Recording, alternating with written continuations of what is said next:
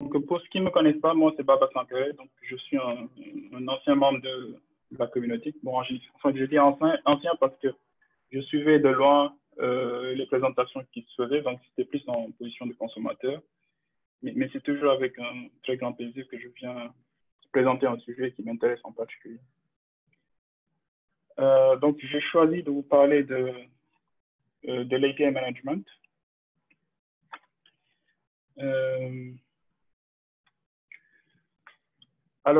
Donc, plutôt que d'en donner directement la définition, je vais essayer de sortir en fait les raisons qui ont motivé à ce que ce soit un sujet d'actualité dans les nouvelles architectures ou dans la stratégie des entreprises. Baba, on ne voit pas ton écran, on ne voit pas tes slides. Ah ouais? Ouais. Donc, le temps que Baba arrive à nous partager son écran, je vais profiter, je vais dévoiler ses secrets. En 2010, quand à l'ESP, nous avons organisé le premier CodeCamp, Baba était le président du club Synapse. Donc, il se cache. Non, je me cache pas. Ah, je me souviens de ça. La communauté est entre de bonnes mains, donc je pense que Ndongo, Sika, tous ils font un excellent boulot. Au passage, je les remercie encore pour cette occasion qui me donne de présenter un sujet. Vous voyez maintenant mon écran? Personnellement, oui, je le vois. C'est bon. OK. Et quand je passe en mode diapo? Oui, c'est toujours bon. OK. Donc, je disais, plutôt que de donner directement la définition de l'API management, je vais essayer de donner un petit peu les raisons qui ont poussé à ce que ce soit un sujet actuellement dans la plupart des DSI.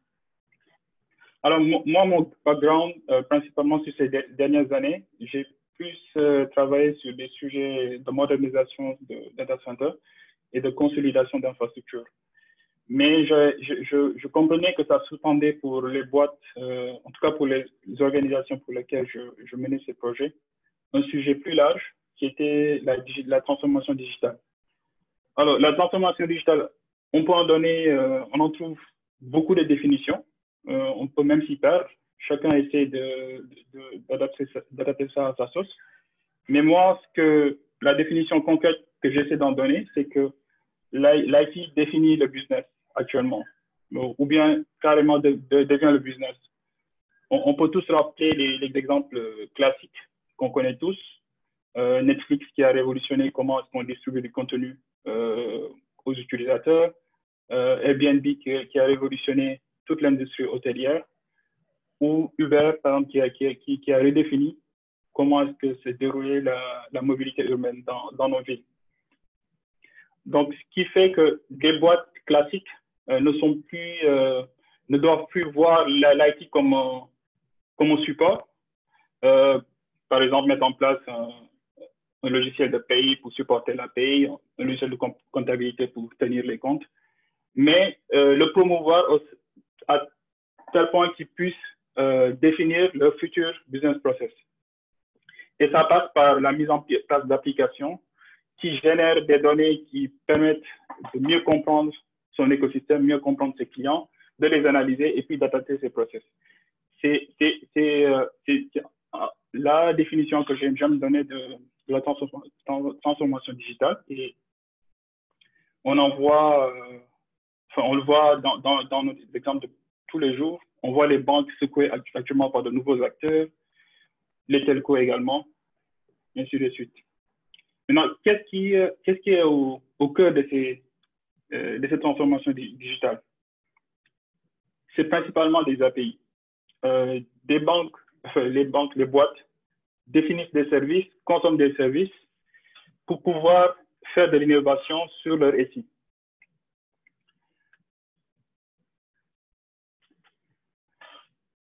Et ces API, elles peuvent provenir des systèmes legacy qu'ils avaient.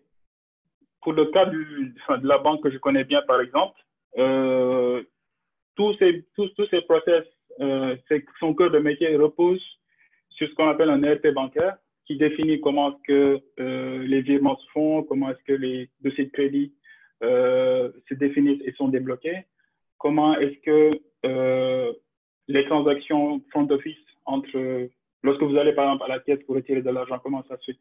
Donc traditionnellement, c'est ce gros bloc qui constitue le métier de la banque.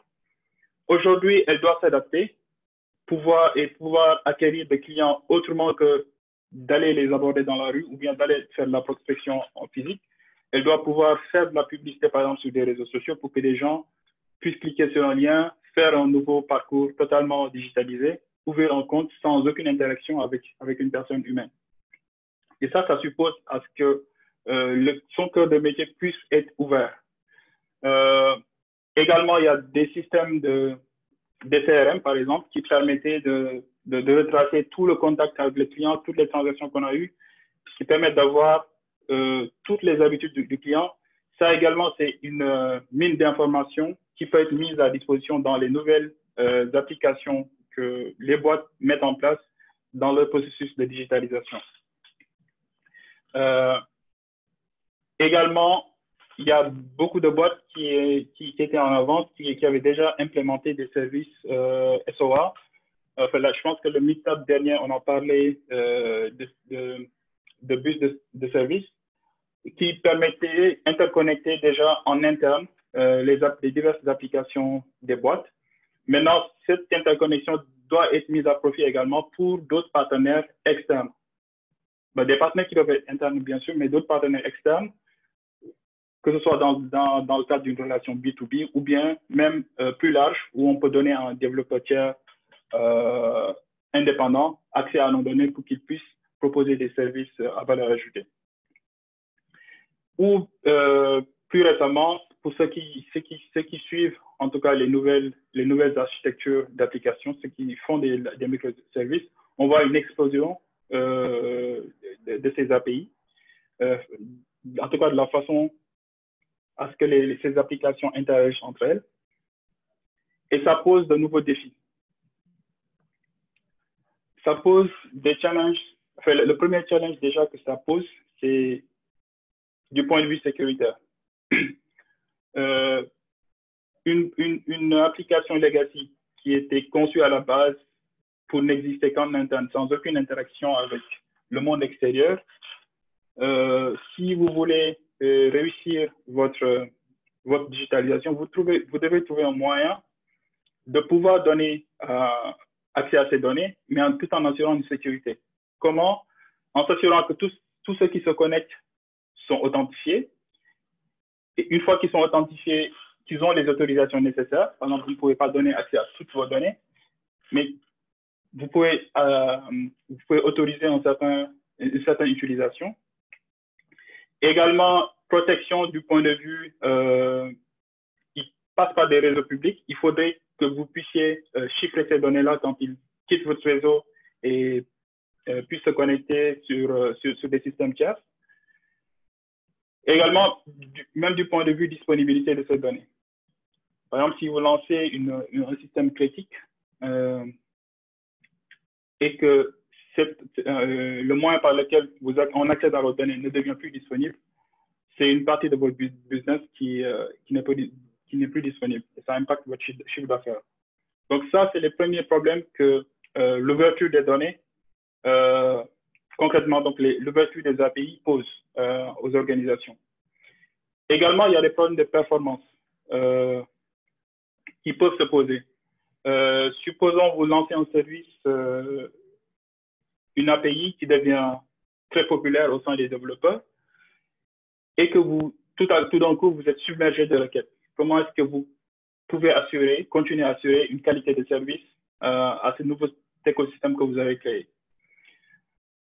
Vous avez également des défis en termes d'interopérabilité.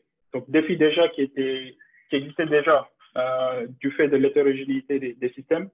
Par exemple, un ERP qui ne fait un bus de service qui ne comprend que le protocole SOAP, qui ne fait pas du reste en termes de web service.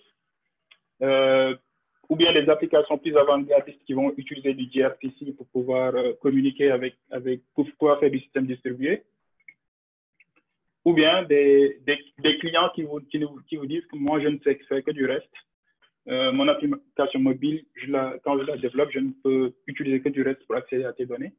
Donc, ça pose également un lot de challenges pour pouvoir assurer, en tout cas, la communication entre vos données et vos partenaires. Nous parlons de digitalisation. En fait, quand on parle de digitalisation, il faut comprendre que derrière, c'est une logique métier. Donc, que les entreprises cherchent à se positionner en termes de produits digitaux. Donc, concrètement, il faut qu'ils puissent, derrière, assurer une viabilité financière de ces produits.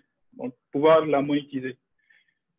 Et enfin, pour pouvoir assurer le succès, donc ça ne sert à rien, par exemple, d'ouvrir à ces données, mais que ça prenne 10 ans pour pouvoir comprendre comment est-ce qu'on peut interagir avec. Donc, il faut trouver un moyen de rendre facile l'intégration d'un système tierce au vôtre. Donc, c'est ça, c'est les challenges qui se posent. Donc, pour rappel, les gens savaient faire déjà de l'intégration depuis une vingtaine d'années, avec l'émergence des SOA, avec l'émergence des web services SOAP, par exemple, les gens savaient faire interagir des données. Mais c'est l'explosion de ces API pousse les organisations à réfléchir à une stratégie. Donc, il faut qu'ils puissent assurer une gouvernance de comment est-ce qu'ils ouvrent leurs données, comment est-ce qu'ils en font la promotion au sein de leurs partenaires, et puis comment est-ce qu'ils peuvent en tirer bénéfice, comment ils peuvent la surveiller et en tirer bénéfice. C'est ce défi-là que l'API Management essaie de... C'est à ces questions que l'API Management essaie de répondre en les aidant à publier, à promouvoir et puis à surveiller leur API. Et quand on parle d'API Management, souvent on fait référence aux API plateformes qui essaient d'implémenter ce processus. Donc, ça, c'est globalement comment, pour introduire le sujet de l'API Management. On va voir sur le prochain slide quels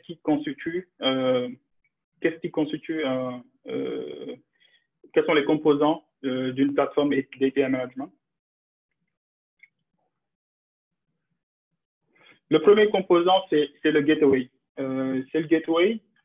Le gateway, on va dire qu'il existait déjà dans les bots, parce que déjà depuis plus d'une dizaine d'années, les gens savaient faire du reverse proxy. Nginx est un exemple très populaire. Ça, on va dire que c'est le runtime de l'API Management. C'est lui qui intercepte les requêtes provenant de l'extérieur et qui les font passer à vos backends. Mais cela ne suffisait pas pour pouvoir assurer à lui tout seul les problématiques que j'ai exposées tantôt. Donc, il fallait trouver d'autres composants pour pouvoir aider à résoudre tous ces problèmes qui étaient déjà posés. Donc, il nous faut une interface qui puisse nous permettre de définir des politiques. Parce que quand on parle d'assurer,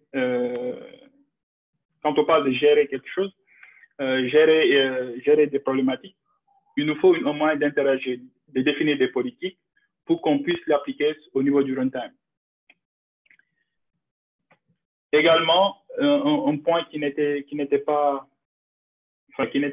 posait problème aux entreprises, c'est comment améliorer l'expérience du développeur, en tout cas l'expérience du partenaire qui devait interagir avec vos API.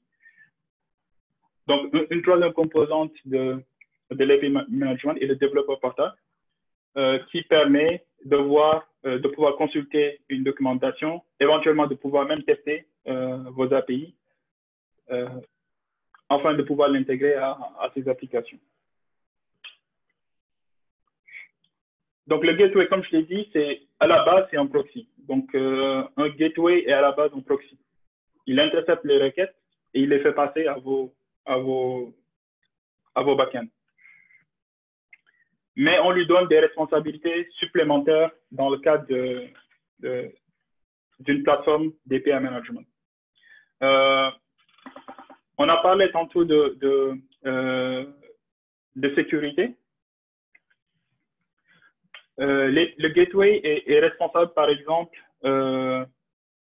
du chiffrement, peut être responsable du chiffrement des données quand il quitte votre réseau pour aller chez les partenaires.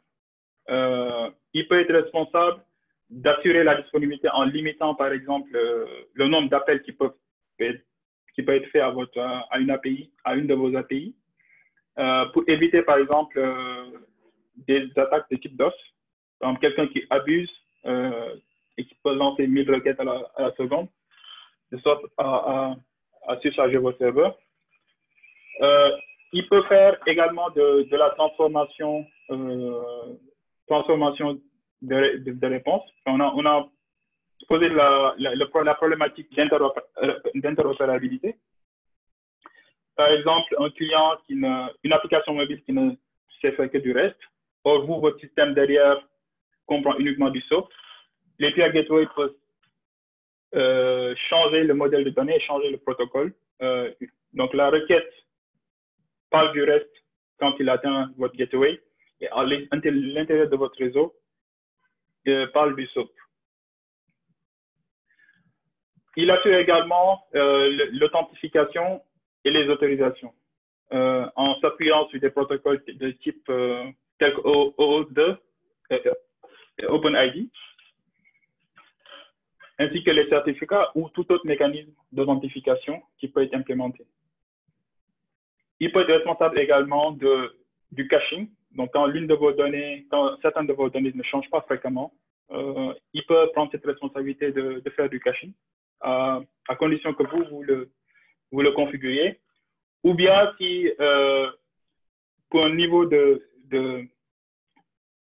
performance encore plus élevé, s'appuyer sur un data store externe de type Redis pour pouvoir assurer le caching.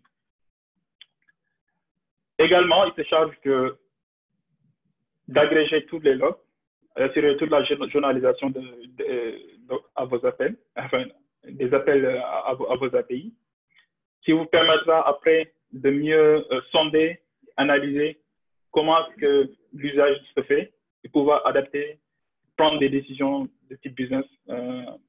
Si vous vous rendez compte que certains services sont plus consultés que d'autres, peut-être que ça vous permettra d'ajuster votre stratégie. Donc là, je voudrais peut-être faire une petite parenthèse pour donner un exemple que Google cite en cas d'école. Il y a une boîte qui s'appelle Walgreens, qui est aux États-Unis, et c'est une boîte centenaire qui est dans la distribution de produits pharmaceutiques, mais qui avait également une division photo. Donc, c'est comme au Sénégal, cette division était spécialisée dans le fait de développer des photos. Donc, si vous vous rappelez, comme nous, il y a quelques années, le jour des fêtes, par exemple, on se déplaçait dans un studio photo ou un labo photo, on se faisait prendre en photo et puis quelques jours, venir récupérer nos photos. Donc, c'était exactement ça leur business avant 2010. Donc, et ça leur générait un certain montant. Donc, c'était une part très importante de leur revenu. Mais en 2010, ce qui s'est passé, c'est qu'il y a eu l'arrivée des smartphones.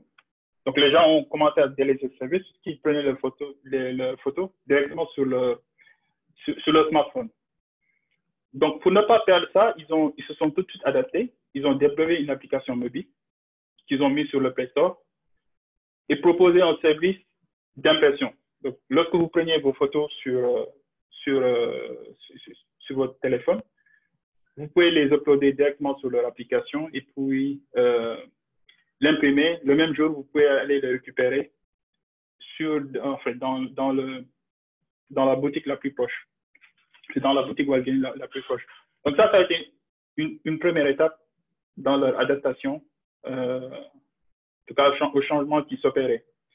Puis ils se sont dit, OK, puisque nous, on arrive à le faire avec notre application, et on n'est pas la seule application disponible sur la marketplace, ce qu'on va faire, c'est qu'on va ouvrir notre API à d'autres développeurs. Et ça a connu un succès fou. Donc, ils ont déroulé toute une stratégie pour enrôler le plus de développeurs possible. Donc, les gens avaient accès à leurs API. Donc, plusieurs applications de photos pouvaient directement, après avoir pris les photos, uploader des photos au niveau de Wildlands et les gens pouvaient aller récupérer. Donc, ils se sont adaptés. Ils ont vendu des services digitaux. Ils sont passés d'un service typiquement présentiel en service typiquement digital. Tout ça grâce à leur API. Donc, pour souligner l'importance que ça a. Donc, ils n'ont pas ouvert tout leur système. Ils ont appliqué exactement les principes qu'on a édités. Ils ont assuré une sécurité d'accès à leurs données. Ils ont renforcé les limites d'usage. Et ainsi de suite. Donc, appliquer toute une politique pour pouvoir gouverner l'accès à leurs données. Donc, c'était une parenthèse que j'avais oublié de mentionner lors du premier slide. Donc, le second composant, c'est l'admin portal, bien sûr, qui permet de faire définir tous les produits digitaux que vous voulez lancer. De faire le packaging. Donc, vous avez défini plusieurs API. Il peut permettre de faire un packaging et de l'appeler un produit sur lequel vous pouvez appliquer une tarification, par exemple, ou bien appliquer des niveaux d'accès. Il permet d'avoir les données de l'usage de vos API, qui vous permettra plus tard de l'analyser et puis d'en tirer les conclusions qu'il faut. Et c'est là également où vous administrez l'accès à vos données. Le dernier composant de l'API Management, c'est le portail développeur, donc, qui est très important dans le succès, en tout cas dans le succès d'une stratégie d'API. Parce que si les développeurs ne sont pas à l'aise pour pouvoir intégrer vos API, c'est voué à l'échec. Donc, le portail développeur permet de les embarquer. Ils peuvent créer un compte, demander des API qui leur permettront, qui pourront intégrer dans leur code pour pouvoir avoir accès à vos données. Ils pourront consulter la documentation sur ce portail développeur. Et ils peuvent eux-mêmes consulter des métriques sur leur usage de telle ou telle API. Donc ça, c'est globalement les trois composants que vous allez retrouver dans toutes les solutions du marché en termes d'API management. Mais ce n'est pas les seuls. Souvent, il y a trois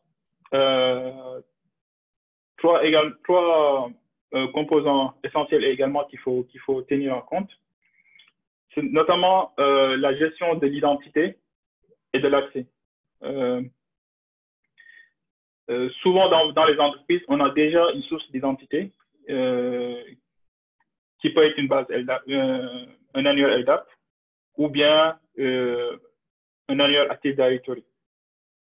Vous pouvez, dans le cadre de votre stratégie, dire, par exemple, si vous faites typiquement uniquement que du B2B, pouvoir gérer vous-même tous les comptes, toutes les identités des partenaires tiers qui doivent accéder à vos données. Il vous permet également de gérer les autorisations. Le second composant, c'est le caching. Donc, je l'ai noté tantôt.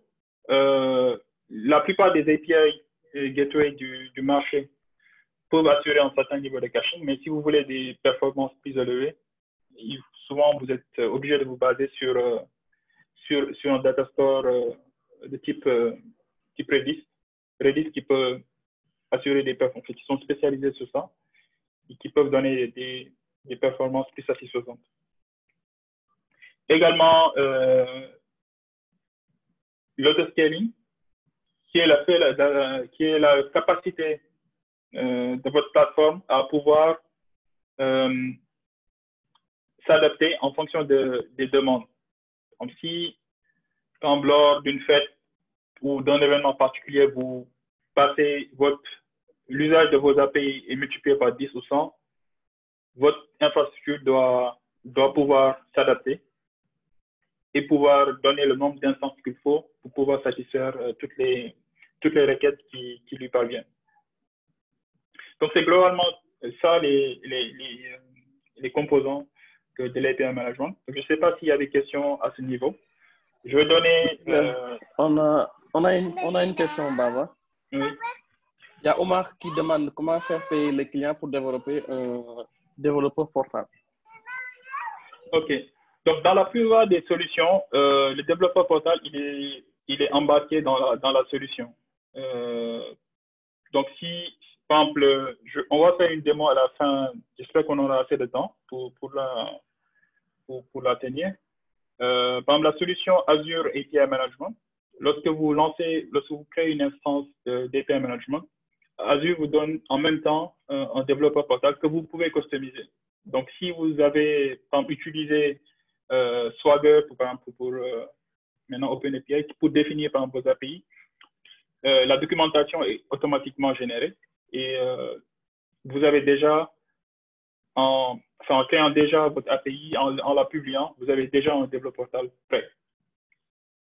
Maintenant, vous pouvez choisir vous-même de développer vous-même votre portail. Rien ne vous empêche à le faire.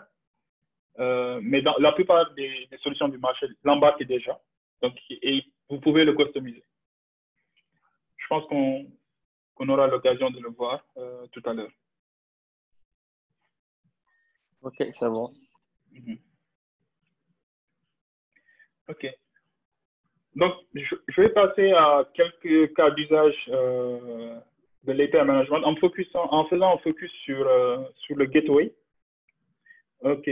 Donc, le premier cas d'usage, comme vous l'aurez compris, c'est un proxy basique de type Nginx, où le gateway se charge de relayer les requêtes qui parviennent à vos endpoints.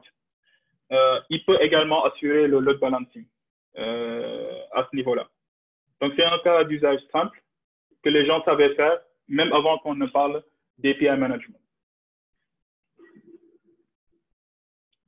Le second cas d'usage, il est plus élaboré, on va dire. Et là, on peut trouver vraiment un réel avantage à utiliser une solution d'API management, donc de gateway. Par exemple, ici, on peut imaginer que sur la figure de gauche, il s'agit d'une application de type e-commerce. Donc, généralement, lorsque vous consultez cette application, par exemple, si vous allez sur Amazon et que vous êtes intéressé par l'achat d'un produit, généralement, vous avez la description du produit. On vous indique également le prix, le tarif du produit, et on vous indique également la disponibilité, c'est-à-dire l'état du stock de ce produit. Imaginons que derrière chacune de ces informations, ce soit un microservice qui tourne. L'application web sur laquelle vous êtes connecté est obligée d'initier au moins 3 échanges avec, en tout cas un échange avec chacune de ces microservices. Ça, c'est très bavard en termes de connexion et ça peut affecter les performances. Si vous êtes par exemple sur un réseau qui n'est pas très performant, par exemple sur un réseau cellulaire qui n'est pas très performant, l'expérience que vous aurez de cette application ne sera pas satisfaisante. Ce sera très lent. Là, l'API Gateway peut vous apporter une solution. En faisant quoi? En agrégeant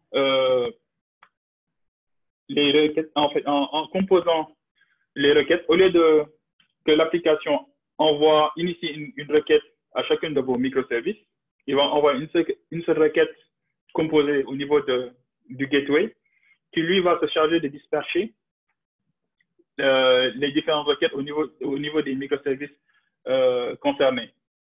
Là, on a plusieurs avantages. Déjà, le gateway, il est plus proche des microservices, donc on gagne énormément en termes de vitesse. Et puis, même s'il s'agit, par exemple, si ces requêtes agissent dans le cadre d'une transaction, il peut jouer le rôle d'orchestrateur, donc invoquer les services dans leur ordre. Donc, de cette façon, vous gagnez énormément en performance. Donc ça, c'est un cas d'usage très populaire également en termes d'utilisation du gateway.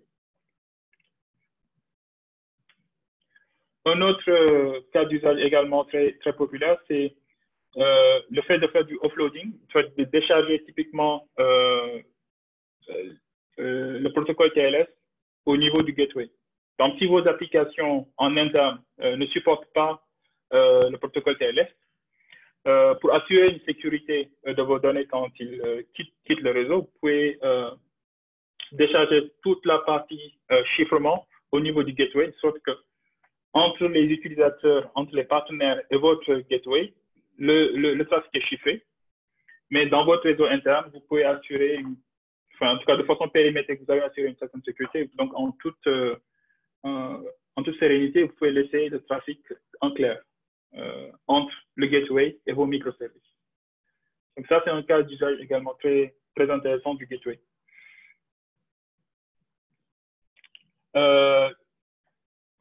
L'autre exemple, c'est l'authentification et l'autorisation. Quand vous donnez accès à vos données, il faut que vous puissiez identifier les applications qui se connectent.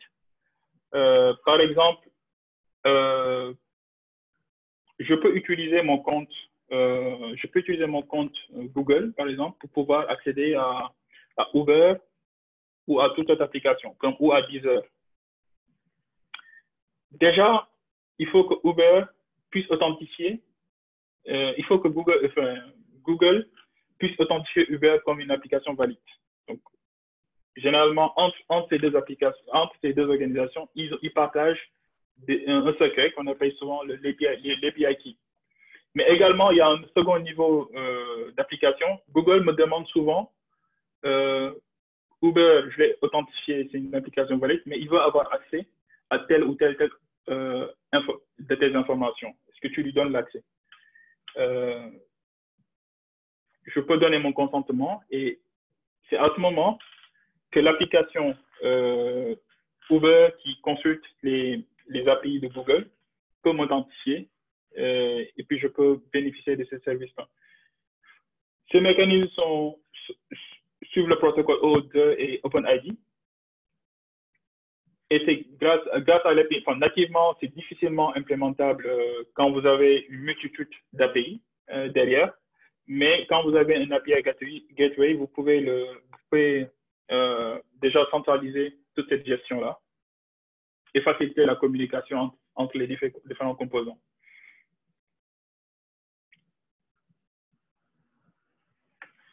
Le dernier exemple que je voudrais donner, c'est le fait de faire du mocking.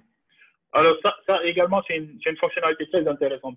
Supposons vous voulez lancer un service, un nouveau service, et que vos équipes de développement sont divisées entre les développeurs front-end qui se chargent du développement des interfaces utilisateurs, le back-end qui se charge des endpoints, et l'API team, qui est chargé qui se charge de la gestion de la plateforme d'API.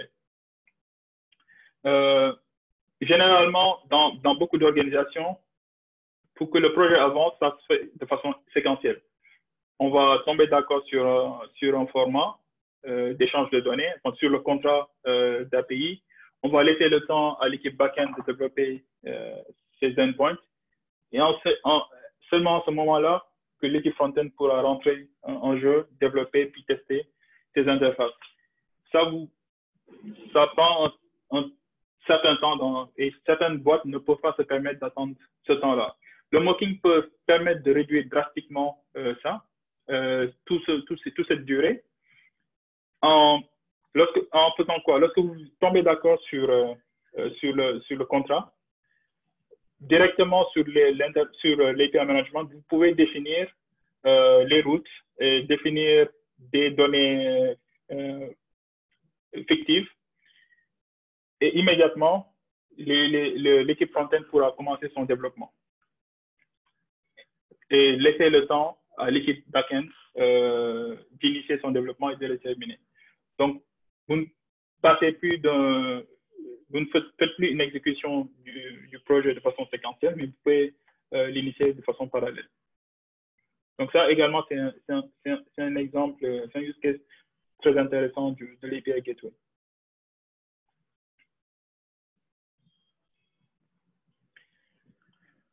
Donc ici, je vais donner quelques acteurs du marché.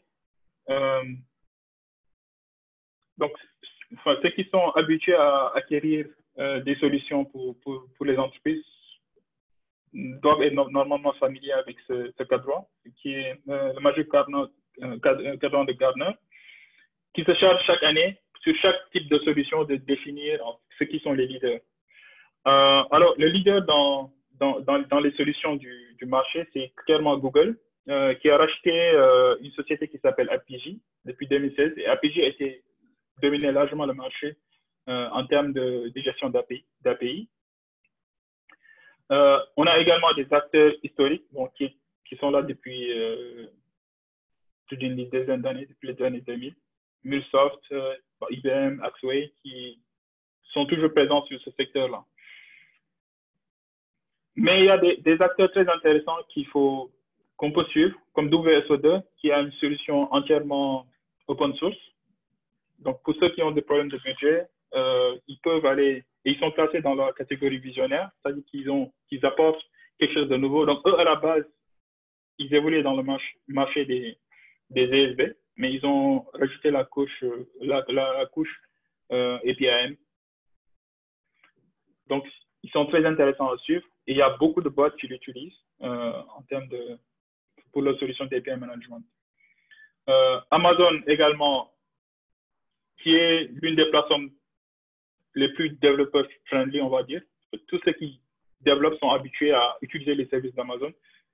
Eux sont clairement classés en termes de challenger. Donc, pour moi, pour une petite boîte qui doit lancer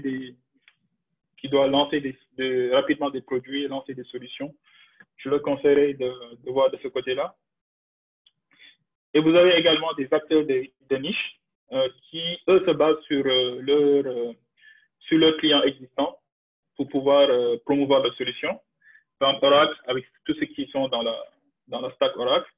Et puis, Microsoft, pour tous ceux qui ont une souscription Azure, qui permet facilement, en tout cas, d'intégrer vos API avec des solutions existantes. Par exemple, si vous voulez faire du serverless, c'est très facile d'intégrer ça avec la solution API Management d'Azure. Donc, globalement, c'est ça l'état du marché. Mais on a énormément d'autres acteurs. Par exemple, Nginx, qui évoluait à la base sur le marché des serveurs web et proxy, sont en train également de monter en termes de plateforme d'API Management. Donc, je ne sais pas s'il y a des questions. Oui, on a une question de Atakem qui demande est-ce que de nos jours, la gestion classique des bus d'entreprise a évolué ou c'est juste confondu avec la gestion des API? On va dire que ça a évolué. Bon, ça a évolué à plusieurs niveaux déjà. Et moi, je donnerais 3 niveaux d'évolution. Pour moi, les bus d'entreprise se chargent essentiellement de l'intégration des systèmes de type legacy en interne, mais juste en interne. Et on peut trouver plusieurs raisons qui peuvent justifier encore leur existence. Vous avez également de notre côté la communication interne pour ceux qui ont adopté des architectures microservices, ce qu'on appelle le service mesh, qui permet à vos microservices en interne de pouvoir, je pense, clairement, les bus ne peuvent pas répondre à ces cas d'usage parce que d'habitude, il y en a beaucoup de microservices. Quand vous faites réellement du microservice, il y a une explosion des microservices et les bus n'ont pas été réfléchis dans ce cadre-là. Donc, les solutions de type service mesh peuvent répondre à ce cas d'usage dans le cas des microservices. Maintenant, les API management, pour moi, sont essentiellement axé sur la communication avec les acteurs extérieurs, donc avec vos partenaires B2B ou avec un écosystème de développeurs. Sénégal veut lancer, veut ouvrir une partie de son SI à d'autres développeurs pour qu'ils puissent apporter des solutions à valeur ajoutée. Donc, il devra utiliser une solution d'API management. C'est comme ça que je les classe. L'API management pour tout ce qui est communication avec les partenaires extérieurs. Le bus de service pour les systèmes de type legacy qui doivent communiquer avec vos nouvelles applications. Et puis, des systèmes de type service mesh pour la communication entre vos applications microservices. À noter aussi également que pour la communication des microservices entre eux, on peut également se baser sur des brokers de type Kafka qui également peuvent faire le job dans ce cadre-là. Je ne sais pas si ça répond à sa question.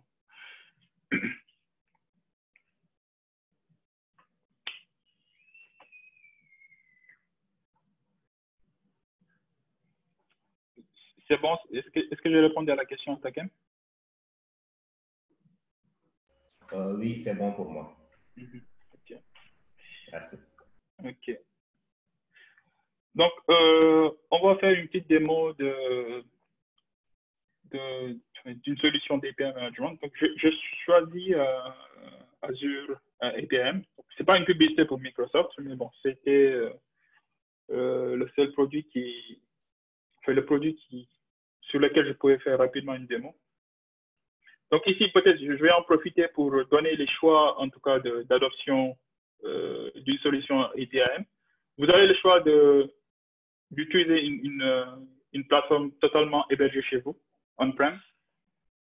Mais il faut vous assurer que vous avez, en tout cas, toutes les compétences nécessaires pour assurer une bonne installation déjà, une bonne gestion en production. Également, assurer toute la sécurité qu'il devrait y avoir autour. Donc ça, c'est un choix que certaines boîtes peuvent le faire. En tout cas, les boîtes d'une certaine taille qui ont l'équipe peuvent adopter cette stratégie. Mais pour la plupart, je vais conseiller d'utiliser une solution hostée, puisque quand vous donnez d'habitude accès, vos clients vous interagissent sur un réseau public, sur Internet. Donc, mieux vaut aller sur des solutions hostées de type cloud, comme Azure ou APG de Google ou d'autres solutions du marché. Donc, dans la démo, ce qu'on va essayer de faire, c'est d'importer un exemple d'API qui a été défini au format Swagger, de le tester, de configurer certaines politiques, de configurer un produit, et puis de le publier, explorer également le portail du développeur, souscrire à un API également. Donc, je ne sais pas combien de temps il me reste. Je sais qu'on aura le temps de faire. Une dizaine de minutes, hein? 10 minutes. OK, donc on va essayer de faire rapide. OK.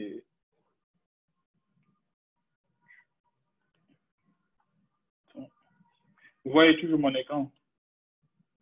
Oui, c'est bon. Oui. OK. Donc, je vous le disais, les trois composants qu'il faut, c'est d'abord le gateway, l'admin portal et le développeur portal.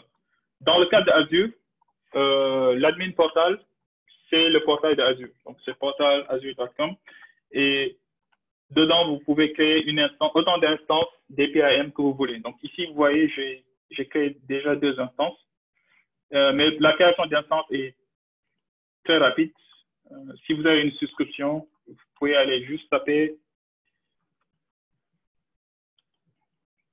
J'espère que ce n'est pas mon réseau qui monte.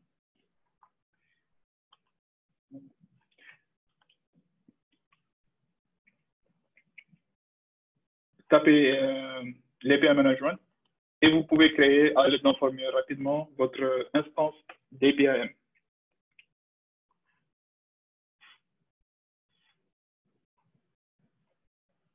Donc, vous lui donnez un nom, je ne sais pas.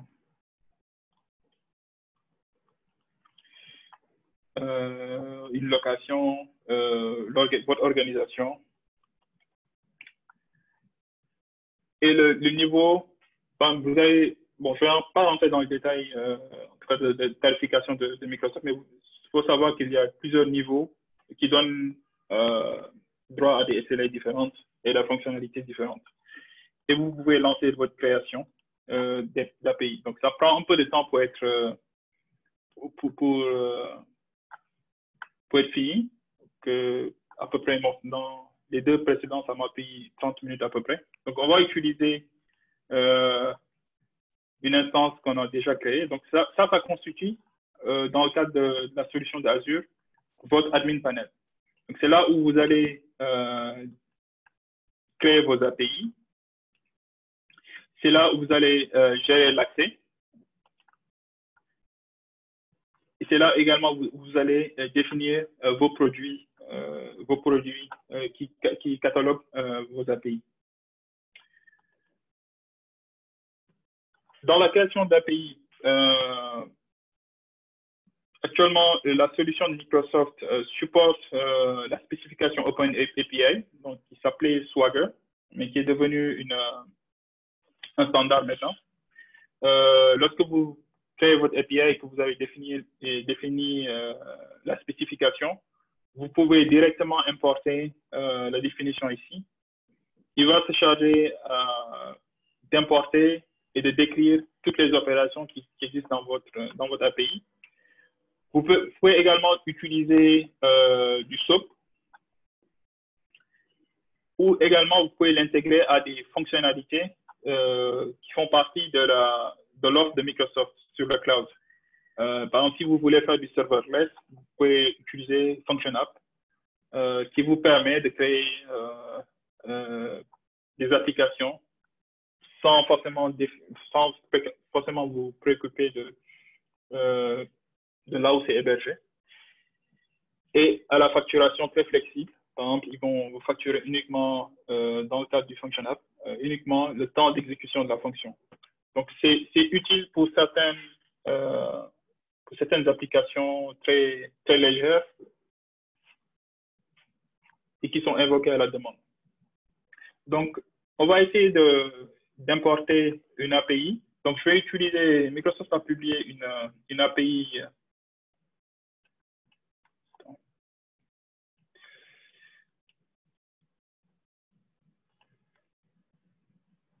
un exemple d'API défini au format Swagger.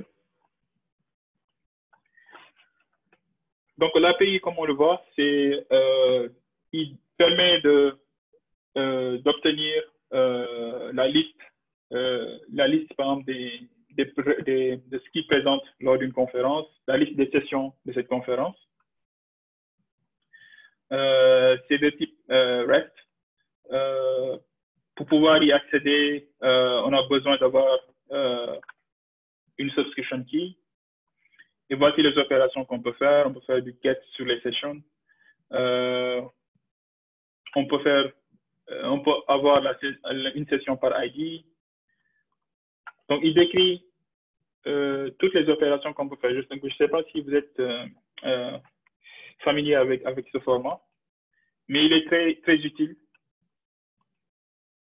lorsque vous développez des API.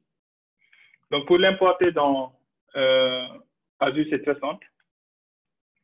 Soit vous l'avez sur un fichier, soit vous donnez directement l'URL. Et lorsque vous donnez l'URL, lui, il va regarder les métadonnées et remplir tout ce qu'il faut pour pouvoir créer cette API.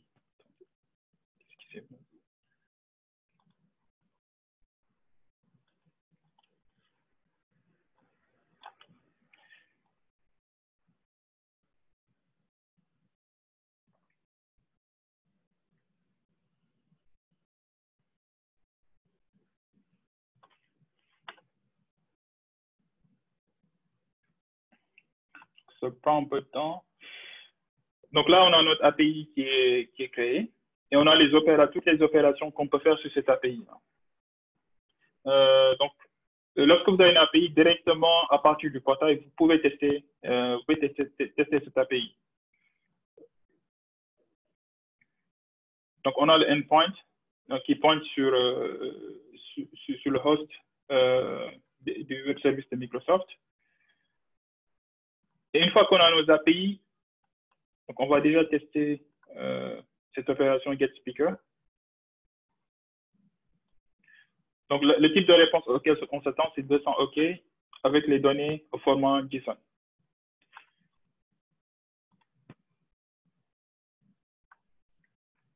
Donc, il ne demande pas les paramètres ne sont pas obligatoires.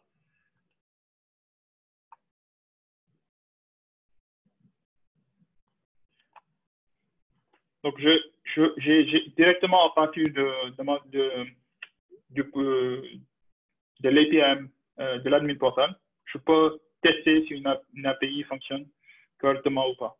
Donc, j'ai mes données et j'ai la réponse que j'attends. Ça, je peux le publier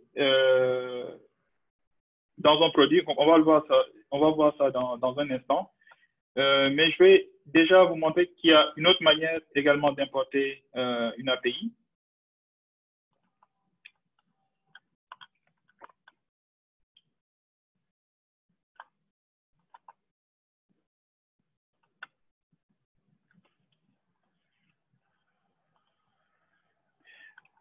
Par exemple, on peut utiliser une fonction serverless. Donc, je n'ai pas eu le temps de développer un serveur, un service très élaboré.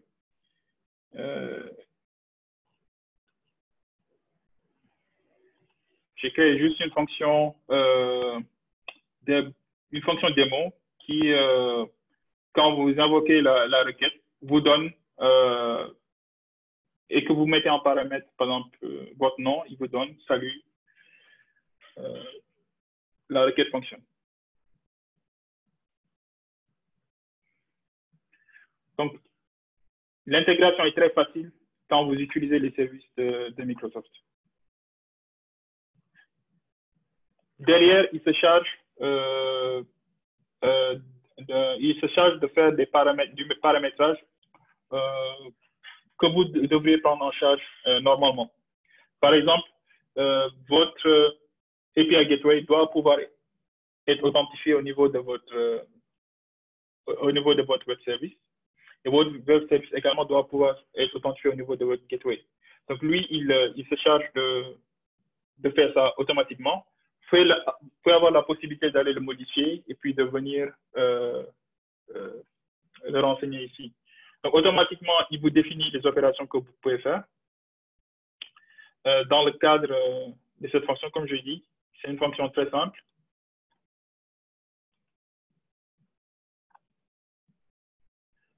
Donc, le seul paramètre qu'il faut, c'est d'indiquer le nom.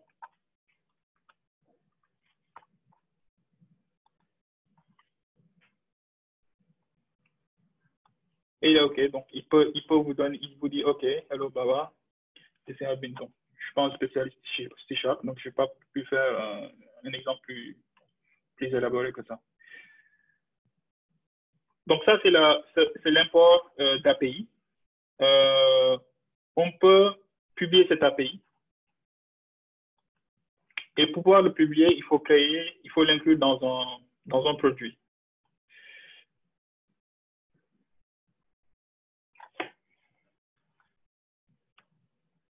On va créer un product démo. On choisit de le publier directement. Donc, en description, je vais mettre la même chose. Et ici, vous pouvez définir les exigences en termes de sécurité. Est-ce que ça requiert une souscription pour pouvoir l'utiliser? Ou est-ce qu'il faut que vous approuviez lorsqu'une demande de souscription est faite? Donc, on va laisser juste le fait d'exiger une souscription, mais on ne va pas exiger qu'un admin valide la demande de souscription. Donc, ça va être auto-validé. Donc, on va sélectionner les API qui peuvent faire partie de notre produit. Donc, je vais choisir les deux.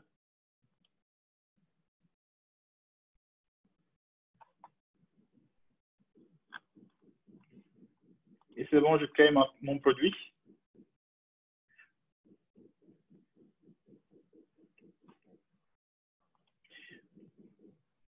Donc ici, vous voyez, vous pouvez directement lancer le développeur portal.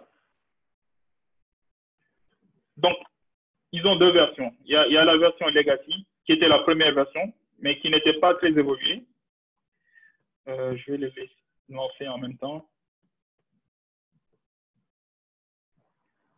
Donc ça, c'était la première version. Et comme vous voyez, il agit comme un CMS. Vous pouvez le personnaliser, mais il vous permet déjà en l'état de pouvoir utiliser toutes ces fonctionnalités.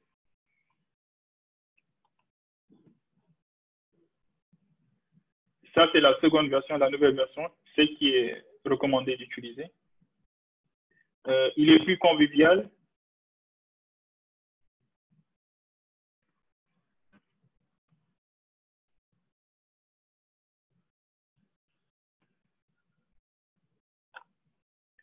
Ça me prend du temps. OK. Et vous voyez déjà, à partir de là, je peux utiliser directement cette, le simple fait de publier le produit dans lequel je vais inclure mes API. Je peux communiquer cette URL à un partenaire. Il pourra l'utiliser pour pouvoir faire sa demande.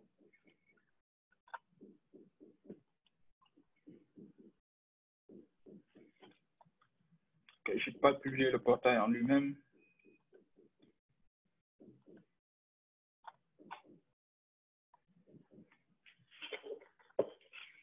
Directement ici, vous pouvez modifier autant que vous voulez. Vous pouvez modifier le background, vous pouvez modifier le nombre de pages qu'il y a, mettre le contenu que vous voulez.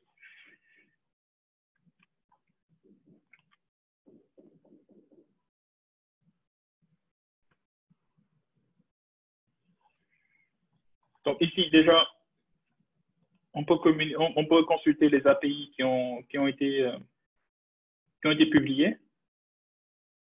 Je n'ai pas publié le...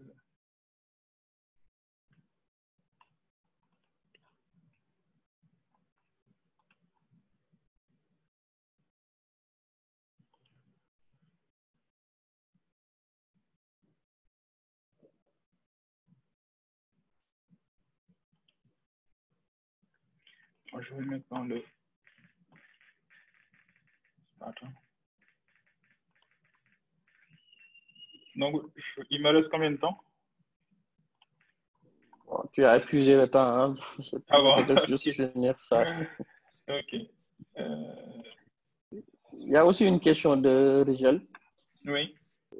Qui dit que quel est ton conseil en ce qui concerne les WebSockets? Il a dit que leur équipe, ils ont déjà travaillé avec APG, Amazon API Gateway et WOS 2. Donc, de ces trois-là, seul Amazon supporte les WebSockets. Donc, il dit que est-ce que as-tu déjà travaillé sur un cas où la communication avec les partenaires impliquait l'utilisation des WebSockets? Non, malheureusement, non. Je n'ai pas encore travaillé sur ce cas-là. Mais bon, moi, mon conseil, c'est d'aller sur la plateforme qui supporte vos exigences actuelles. Par exemple, ici, Azure ne supporte pas gRPC. Ils ont beaucoup de clients qui communiquent à l'aide du protocole gRPC, mais qui n'utilisent pas la solution d'Azure.